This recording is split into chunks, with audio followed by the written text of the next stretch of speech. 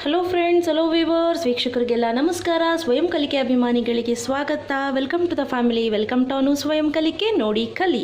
ಇವತ್ತು ತುಂಬ ಸುಲಭವಾಗಿ ಮನೇಲೇ ಹೇಗೆ ದೇವಸ್ಥಾನಗಳಿಗೆ ಪ್ರಸಾದ ಕೊಡ್ತೀವಲ್ಲ, ಆ ಮೊಸರನ್ನ ಮಾಡೋದು ಹೇಗೆ ಅಂತ ಹೇಳ್ಕೊಡ್ತೀನಿ. ಸೊ ನಾನಿಲ್ಲಿ ತುಂಬ ಫ್ರೆಶ್ ಆಗಿರುವಂತಹ ಮೊಸರನ್ನ, ಹಾಲನ್ನ ನೀವು ಬಿಸಿ ಮಾಡಿಬಿಟ್ಟು ಆನಂತರ ತಣ್ಣಗಿದ್ದಾಗ, ಅಂದರೆ ಫುಲ್ ತಣ್ಣ ಬೇಡ, ಸ್ವಲ್ಪ ಬೆಚ್ಚಗಿದ್ದಾಗ ಹೆಪ್ಪಾಕ್ಬಿಟ್ಟು ಇಟ್ಬಿಡಿ. ಸೊ ಅದೇ ಬೊಟ್ಲಲ್ಲಿ ಎತ್ತಿಟ್ಬಿಡಿ. ಅದನ್ನು ಅಂದರೆ ಆ ಹಾಲನ್ನ ಉಪಯೋಗಿಸ್ಲಿಕ್ಕೆ ಹೋಗ್ಬಿಡಿ. ಸಪ್ರೇಟಾಗಿ ಅದಕ್ಕೆ ಅಂತಲೇ ಎತ್ತಿಟ್ಕೊಳ್ಳಿ ದೇವಸ್ಥಾನಕ್ಕೆ ಮಾಡಬೇಕಾದ್ರೆ. ಆನಂತರ ಇಲ್ಲಿ ತೆಂಗಿನಕಾಯಿ, ಸ್ವಲ್ಪ ಗ್ರೇಟೆಡ್ ಕೊಕೊನೆಟ್ ಅಂತ ಹೇಳ್ತಾರೆ. ಆನಂತರ ರುಚಿಗೆ ತಕ್ಕಷ್ಟು ಉಪ್ಪು, ದ್ರಾಕ್ಷಿ, ಬ್ಲ್ಯಾಕ್ ಗ್ರೇಪ್ಸ್ ನೋಡಿ ಕಾಣಿಸ್ತಿದೆ ಅಲ್ಲ, ನಾನು ಇದನ್ನು ಈ ರೀತಿ ಕಟ್ ಮಾಡಿ ಇಟ್ಕೊಂಡಿದ್ದೀನಿ. ಆನಂತರ ದಾಳಿಂಬೆ ನಿಮ್ಮ ಖುಷಿ, ನಿಮ್ಗೆ ಎಷ್ಟು ಬೇಕಷ್ಟು ಹಾಕ್ಕೊಳ್ಳಿ.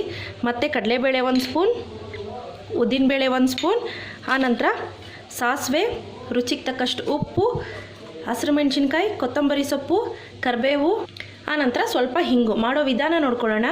ಅದಲ್ಲದೆ ಫ್ರೆಂಡ್ಸ್, ನಾನಿಲ್ಲಿ ಫ್ರೆಶ್ಶಾಗಿ ಮಾಡಿಟ್ಕೊಂಡಿರೋಂಥ ಅನ್ನ ಇದೆ, ಕುಕ್ಕರಲ್ಲಿ ಮಾಡಿಟ್ಕೊಂಡಿದ್ದೀನಿ. ಮೊದಲಿಗೆ ಫ್ರೆಂಡ್ಸ್, ಒಂದು ಬಾಣಲಿ ಇಟ್ಕೊಂಡು ಅಥವಾ ಪಾತ್ರೆ, ಯಾವ ಪಾತ್ರೆ ಬೇಕು ಆ ಪಾತ್ರೆ ಇಟ್ಕೊಳ್ಳಿ. ತುಪ್ಪ ಅಥವಾ ಎಣ್ಣೆ ನಿಮ್ಗೆ ಯಾವ್ದು ಅನುಕೂಲತೆ ಇದೆ ಅದನ್ನ 1 ಸ್ಪೂನ್ ಹಾಕ್ಕೊಳ್ಳಿ, ಜಾಸ್ತಿ ಹಾಕ್ಕೊಳ್ಳಿಕ್ಕೆ ಹೋಗಬೇಡಿ. ನೋಡಿ ಫ್ರೆಂಡ್ಸ್, ಈಗ ತುಪ್ಪಕ್ಕಾದ ನಂತರ ಸಾಸಿವೆ ಚಿಟಪಟ ಅಂತ ಸಿಡಿಲಿ. ಆನಂತರ ನೋಡಿ ಸಿಡಿತಿದೆ. ಕಡಲೆಬೇಳೆ, ಉದ್ದಿನಬೇಳೆ, ಇಮಿಡಿಯೇಟು ನಾನು ಈ ಹಸಿರು ಮೆಣಸಿನ್ಕಾಯಿ ಏನಿದೆ ಅದನ್ನು ಹಾಕ್ಕೊಳ್ತಾ ಇದ್ದೀನಿ. ನೋಡಿ ಚೆನ್ನಾಗಿ ಫ್ರೈ ಮಾಡ್ಕೊಳ್ಳಿ. ನೋಡಿ ಮುಕ್ಕಾಲು ಭಾಗದಷ್ಟು ಉದ್ದಿನಬೇಳೆ ಕಡಲೆಬೇಳೆ ಆಗಿದೆ. ಈಗ ಇದಕ್ಕೆ ಸ್ವಲ್ಪ ಕರಿಬೇವು ಹಾಕ್ಕೊಳ್ಳಿ. ಈವನ್ ಫ್ರೆಂಡ್ಸ್, ಕೆಲವರು ಶುಂಠಿ ಹಾಕ್ತಾರೆ, ಬೆಳ್ಳುಳ್ಳಿ ಹಾಕೋದಿಲ್ಲ ದೇವಸ್ಥಾನದಲ್ಲಿ, ಶುಂಠಿ ಯೂಸ್ ಮಾಡ್ತಾರೆ. ಅದು ನಿಮಗೆ ಇಷ್ಟ ಇದೆ ಅಂದರೆ ಆ ಫ್ಲೇವರ್ ಹಾಕ್ಕೋಬೋದು. ಓಕೆ, ಈಗಾಗಿದೆ. ಈಗ ಇದನ್ನು ಇಮ್ಮಿಡಿಯೇಟು ಸ್ವಿಚ್ ಆಫ್ ಮಾಡಿ ಬಿಟ್ಬಿಡೋಣ. ನೋಡಿ ಸ್ವಿಚ್ ಆಫ್ ಮಾಡಿದ ನಂತರ ಸ್ವಲ್ಪ ಹಿಂಗು, ಸ್ವಿಚ್ ಆಫ್ ಮಾಡಿದ ನಂತರನೇ ಹಾಕ್ಕೊಳ್ಳಿ, ಅದಕ್ಕೆ ಮುಂಚೆ ಹಾಕ್ಕೊಳ್ಳಿಕ್ಕೆ ಹೋಗಬೇಡಿ. ಈಗ ಫ್ರೆಂಡ್ಸ್, ಒಂದು ಬೌಲ್ ತೊಗೊಳ್ಳಿ. ಆ ಬೌಲ್ಗೆ ನಿಮ್ಗೆ ಎಷ್ಟು ಬೇಕೋ ಅಷ್ಟು ಅನ್ನನ ಹಾಕ್ಕೊಳ್ಳಿ, ನೋಡ್ಕೊಂಡು ಹಾಕ್ಕೊಳ್ಳಿ. ಹಾಕ್ಕೊಂಡು ಒಂದು ಒಳ್ಳೆ ಈ ರೀತಿ ಮ್ಯಾಶ್ ಮಾಡ್ಕೊಳ್ಳಿ. ಅನ್ನ ಈ ರೀತಿ ಮ್ಯಾಶ್ ಮಾಡೋದ್ರಿಂದ ತುಂಬ ರುಚಿಯಾಗಿ ಬರುತ್ತೆ, ಮತ್ತು ಅನ್ನ ಅಂದರೆ ಮುದ್ದೆ ಥರ ಆಗುತ್ತೆ.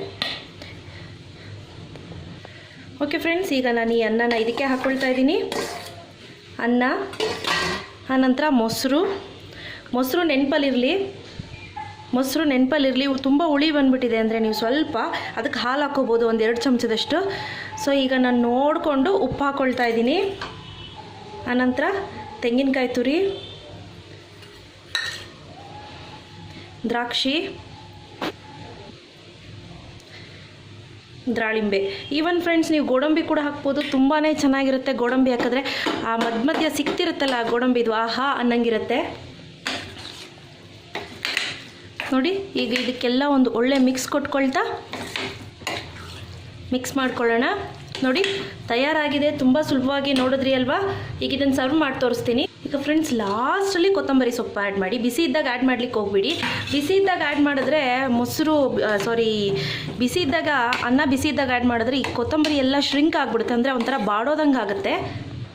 ನೋಡಿದ್ರಿ ಅಲ್ವಾ ಫ್ರೆಂಡ್ಸ್, ಯಾವ ರೀತಿ ಮೊಸರನ್ನ ಮಾಡೋದು ಅಂತ. ತುಂಬ ಸುಲಭವಾಗಿ, ತುಂಬ ರುಚಿಯಾಗಿರುತ್ತೆ. ಟ್ರಸ್ಟ್ ಮೀ, ನೀವು ಒಮ್ಮೆ ದೇವಸ್ಥಾನಕ್ಕೆ ಹೋದಾಗ ಈ ಪ್ರಸಾದ ನೈವೇದ್ಯಕ್ಕೆ ಅಂತ ಮಾಡ್ಕೊಂಡೋಗಿ ಕೊಡಿ, ತುಂಬ ಚೆನ್ನಾಗಿರುತ್ತೆ. ಭಕ್ತಾದಿಗಳಿಗೂ ಕೂಡ ಕೊಡ್ಬೋದು.